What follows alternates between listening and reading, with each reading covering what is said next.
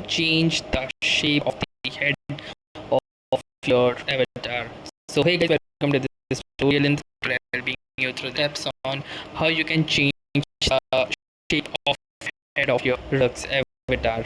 So in order to do this, simple your Roblox application, then click on this avatar option at the bottom, and once you will do this, you will be landed onto this particular screen.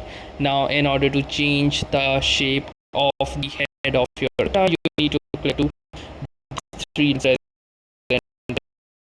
off. So simply click onto this button and it will get you to the avatar refinement page.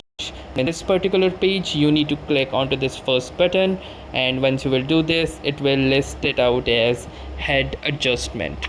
So from this head adjustment, you can see below the head shape option, so you can choose a hairstyle to use with your classic face.